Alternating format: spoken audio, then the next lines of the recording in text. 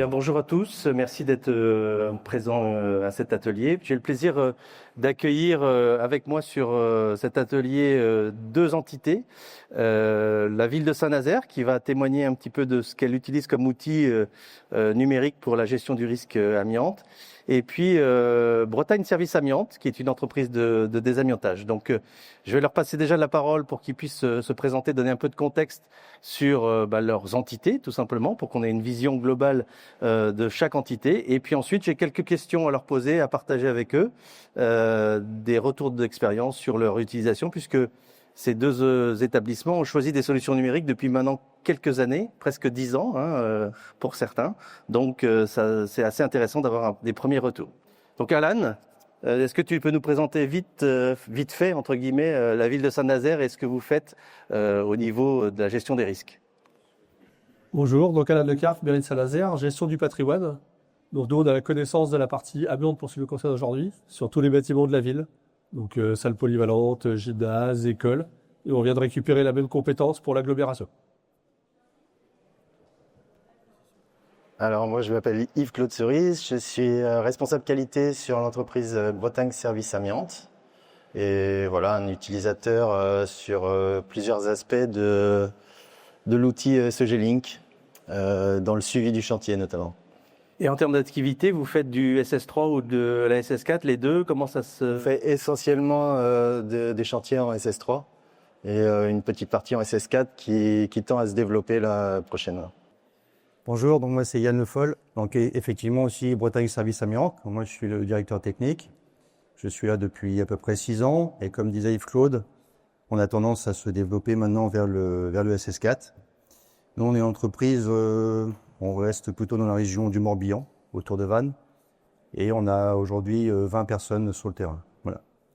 Donc la problématique dans la gestion du risque amiante, c'est souvent une problématique documentaire et beaucoup de données. Beaucoup d'éléments, puis surtout des rapports qui s'empilent dans des armoires qu'on lit pas forcément, qu'on n'exploite pas forcément. Donc du coup, on refait des rapports lorsqu'on en a vraiment besoin. Donc l'idée des solutions numériques, c'était d'apporter de la fluidité dans ces éléments-là. Donc peut-être, Alan, tu peux nous expliquer quelles ont été les raisons d'un changement, de mise en place d'une éventuelle solution numérique, pourquoi, et quels en sont rapidement les bénéfices que tu as pu noter au tout début, et les difficultés. Donc nous, au niveau de la ville, quand on a commencé les premiers DTA 2003, beaucoup de bâtiments, et on est très vite arrivé, il y a 10 ans avant de commencer à travailler sur SEG Link, à 33 000 matériaux connus. On a remarqué qu'un matériau connu, avec tous les papiers que ça fait, un matériau, c'est une feuille A4 recto verso. Donc imaginez dans un bureau, 33 000 feuilles A4. Aujourd'hui, on est rendu à 55 000 matériaux connus, d'où l'intérêt d'informatiser. Des bâtiments où il y a beaucoup de travaux, comme nous l'hôtel de ville, on est arrivé à 1200 pages. Imaginez 1200 pages de documents qui s'empilent, vous cherchez où est l'amiante, il n'y a pas de problème, le DTA vous le donne. Vous cherchez où le prélèvement négatif vous permet de revenir travailler pour poser une butée de porte, il y a 1200 feuilles à lire.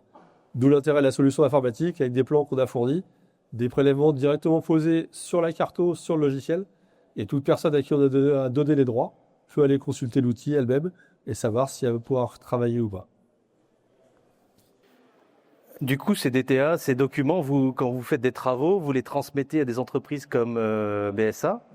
Et aujourd'hui, comment vous les transmettez et comment c'est collecté par ces entreprises-là et comment elles utilisent finalement ces données qui étaient papier et qui maintenant sont devenues numériques? Pour l'instant, on est toujours sur une solution où on transmet les documents en PDF dans le cadre de l'appel d'offres. On n'a pas encore développé d'autres outils qui pourraient arriver assez vite. Et après, c'est le travail de la société de voir si les documents lui vont, ou on peut avoir aussi des contre-expertises avec diagnostiqueurs ou autres. Du coup, même question, comment on passe d'un simple Excel pour suivre un chantier, on va dire, à des solutions de gestion de chantier des amiantages, comme l'Amiante 360 Exposition. Maintenant, ça fait 8 ans que vous utilisez la solution. Par quelles étapes et qu'est-ce qui vous a permis de vous décider de passer le pas vers une solution numérique plutôt que les classeurs de chantier classiques? Bon, la première raison, c'est ce qu'indiquait monsieur, c'est gérer une quantité de papier et de passer à un outil qui centralise tout et qui est beaucoup plus pratique à gérer qui nous fait gagner du temps. Voilà. Après, Non, effectivement, c'est bien résumé. Alors moi, quand je suis arrivé, on était... Enfin, avant que j'arrive chez BSA, j'ai connu d'autres sociétés où j'étais encore à la feuille papier. C'est vrai qu'aujourd'hui, on a tout ce qu'il faut avec cet outil-là. On pourra en discuter un peu plus dans le détail, mais on ne reviendra pas en arrière sur ce qu'on connaît déjà aujourd'hui. Si, encore une dernière chose, c'est il y a un intérêt aussi important de cet outil-là, c'est l'archivage. C'est-à-dire que quand on est audité, quand on est certifié, on a un accès très rapide à l'ensemble des documents et ça évite de passer sa journée au téléphone à courir après des documents. Souvent, on entend, nous, comme premier argument pour c'est compliqué d'avoir un outil numérique sur un chantier de désamiantage, d'avoir un PC, d'avoir une tablette. Est-ce que vos utilisateurs, vos chefs d'équipe, vos opérateurs ont eu cette difficulté à utiliser cette technologie et de la même façon, Alan, lorsque tu communiques des données lors d'un appel d'offres, est-ce que ça se passe bien, entre guillemets, de dire que finalement on transmet plus de documents, mais c'est tout numérisé, tout via mail, est-ce que il y a encore un frein dans l'activité amiante, entre guillemets, où c'est maintenant, ça y est, c'est normal, tout est dématérialisé et ça convient à tout le monde finalement? Alors oui, évidemment, il y a un temps d'adaptation parce qu'il faut s'approprier l'outil. Donc, on s'est équipé de cet outil-là en 2018. Il a fallu à peu près un an pour qu'on l'utilise vraiment sur du suivi intéressant. Donc, il y a une partie aussi de formation des utilisateurs, des équipements supplémentaires à avoir avec des tablettes. Ouais, une fois que l'ensemble des parties sont appropriées l'outil, ça devient vraiment intéressant. Le gros intérêt pour nous, c'est pas notamment les gros chantiers, c'est tout ce qui est de petits chantiers suivis par la régie bâtiment de la ville. On sait très bien qu'on peut avoir de l'amiante partout et en fait, les responsables d'équipe ont directement accès à l'outil pour vérifier quand ils envoient les collègues travailler, changer des néons, percer quelque chose, s'il y a amiante ou pas sur place. L'intérêt aussi, c'est qu'on est réglementaire avec l'outil Sogelic, c'est qu'on a la traçabilité obligatoire. Toute personne qui a consulté un document quel qu'il soit est suivie, c'est horodaté. Donc on peut justifier que oui, le travail est fait correctement. Quand quelqu'un va percer, il a vérifié avant s'il y a de l'amiante ou pas. Ok, super. Donc du coup, finalement, si j'entends bien, tout le monde est content. Parfait.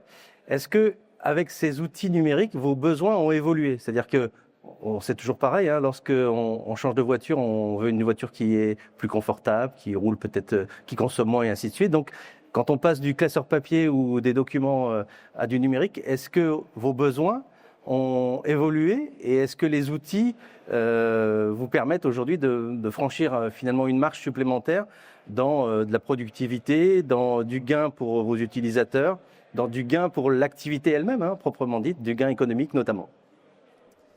Alors oui, c'est vrai qu'avec l'évolution, ce qu'on remarque aujourd'hui, c'est que depuis 8 ans, on essaie d'en demander toujours un petit peu plus, en fait, parce qu'on a un chat avec qui on peut échanger sur le site Amiante 360, donc c'est intéressant. On a par exemple eu les laboratoires, quand vous avez vos analyses, les labos peuvent mettre directement les résultats sur Amiante 360. On n'a plus à courir après ça. Bon, il y a quand même des saisies que fait Yves Claude chez nous, mais c'est quand même des petits plus. On n'a pas à aller recevoir ça par mail. Le labo vient directement mettre les résultats sur le site. Donc vous avez en l'instant T tous ces résultats-là. D'autres choses qui sont importantes aussi, vous avez une équipe qui est en vacation, vous savez qui est en vacation à l'instant T. Vous n'avez pas besoin de vous déplacer sur votre chantier. Vous pouvez aller directement sur le chantier et vous voyez qui est en vacation et qui est en extérieur de zone. Donc tous ces petits points-là, Sogelic les a améliorés au fur et à mesure et nous, on va leur en demander encore un petit peu plus parce qu'on est comme tout le monde, on évolue avec tout l'informatique comme les jeunes, donc on en demandera toujours un peu plus. Nous, c'est pareil, on a commencé gentiment sur les premiers diags. Et maintenant, tout ce qui est diag DDT, les termites ou autres, on a réussi à les faire intégrer sur un deuxième module. Et on a encore des évolutions à venir, on demande encore des choses, nous, sur la lecture des plans. On a beaucoup de bâtiments très anciens qui ont beaucoup d'amiante partout et donc on demande à pouvoir détailler la vision du plan de façon simple, directement via l'outil. Donc, merci. Après une dizaine d'années d'utilisation, finalement, le constat, c'est quoi? Est-ce que vous auriez refait ce choix-là? Est-ce que vous auriez pu le faire avant? Est-ce que vous avez estimé que finalement, ce que vous disiez, c'est que ça suppose quand même une organisation et ça prend du temps d'implémenter l'outil vis-à-vis des équipes? Est-ce que vous auriez souhaité le faire plus vite? Enfin, voilà. Est-ce que vous auriez refait la même démarche? Ou est-ce que vous auriez changé des choses dans l'adoption de tels outils? Nous, je crois qu'indéniablement, cet outil-là, on peut plus s'en passer. Après, à savoir, est-ce qu'on l'aurait fait avant? Pas forcément, parce qu'il y avait des habitudes dans l'entreprise, comme dans n'importe laquelle, de fonctionnement. Après, c'est un choix de dirigeants d'entreprise pour évoluer vers quelque chose qui va nous faire gagner du temps et pas mal d'énergie. Voilà, tu peux... Bon, c'est très bien. Pareil, l'outil, on le garde. Il n'y a pas de raison de changer. C'est quand même beaucoup plus simple de consulter les documents d'informatique qu'en papier. Plus tôt, on n'aurait pas pu. On n'était pas prêt à le faire beaucoup plus tôt. On n'avait pas le temps d'aller rechercher comme on l'a fait là. Donc, on est très convaincus, sinon je ne serais pas là.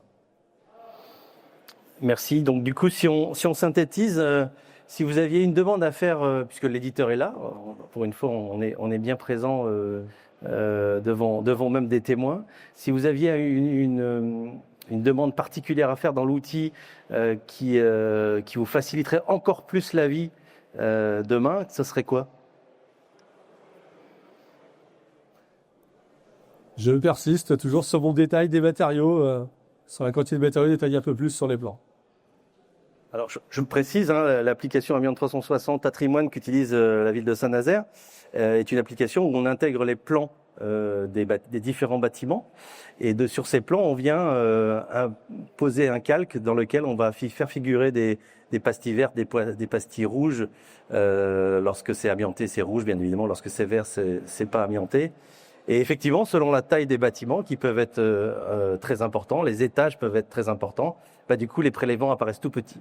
Donc, c'est vrai que Monsieur Lecarse nous a toujours sollicité pour qu'on puisse trouver une solution pour ce que nous, on appelle le tuilage de plan, c'est-à-dire afficher des fractions de plan de façon à avoir quelque chose de plus lisible lorsqu'on produit le DTA, le document, parce que je rappelle que l'outil permet de fabriquer un document A4, on est toujours dans cette logique-là, même si c'est du PDF. Mais c'est vrai que quand vous avez un étage qui fait 3000 m² sur un plan A4, forcément, on voit pas grand-chose. Donc, c'est bien noté, mais du coup, les problématiques de plan sont toutes diverses chez tous nos clients.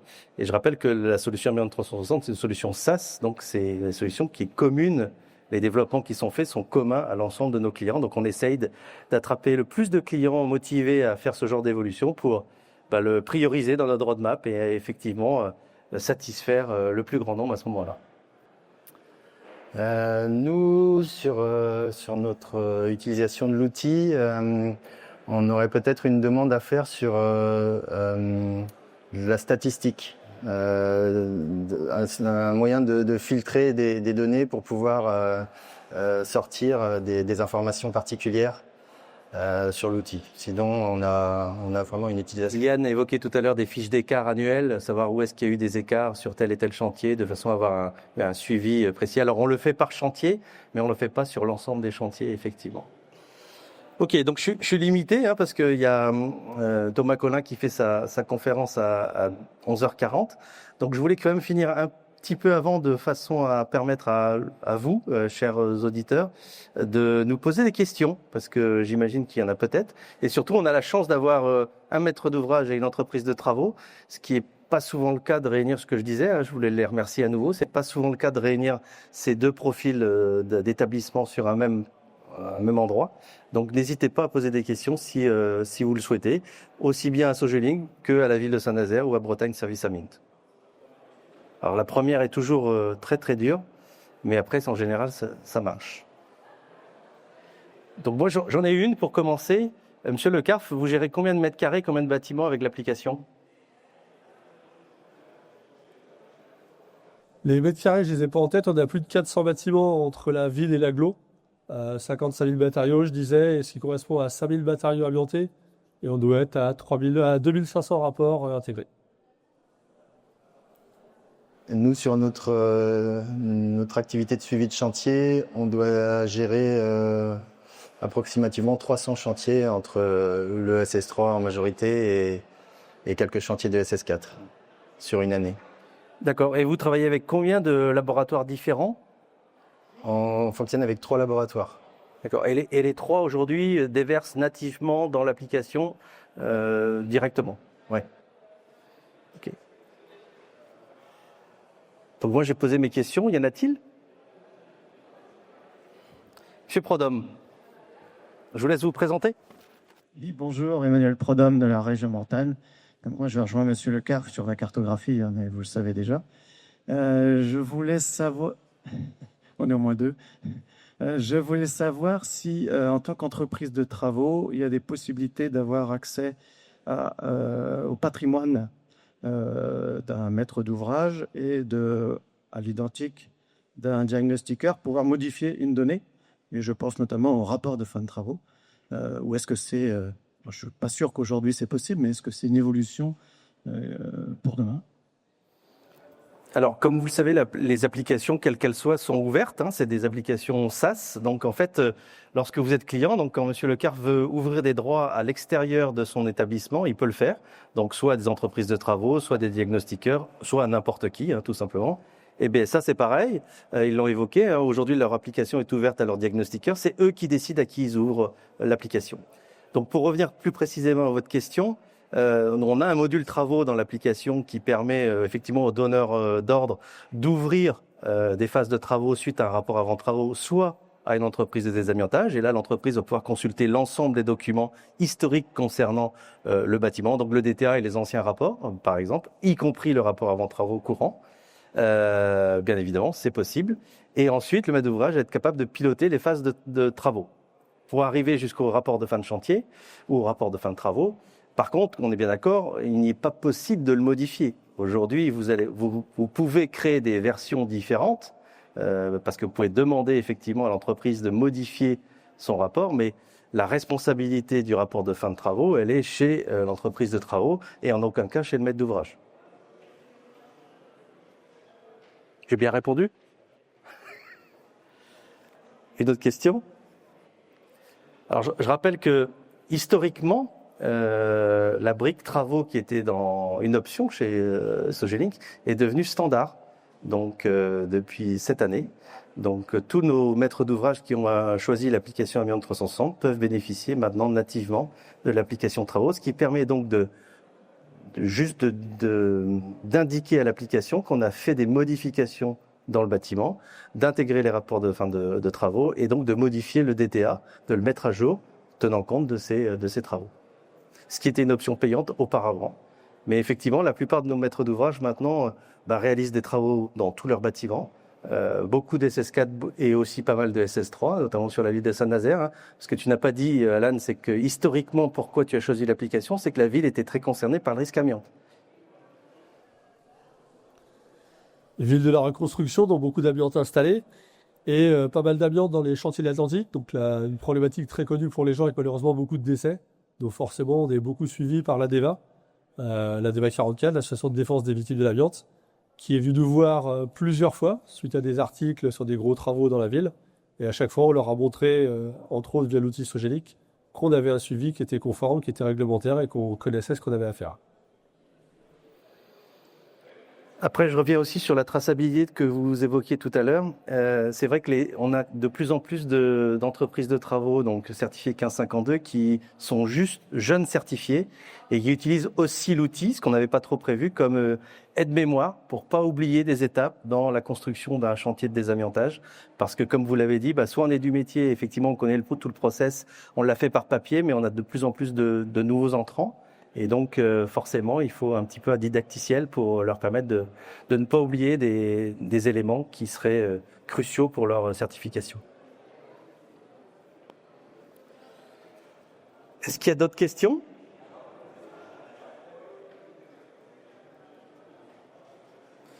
Est-ce que, messieurs, vous voulez rajouter quelque chose? Écoutez, il me reste à vous remercier. Et puis... J'espère que vous pourrez...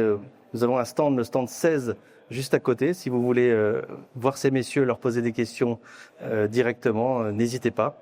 Et je voulais encore vous remercier d'avoir accepté de participer à cet entretien. Merci beaucoup.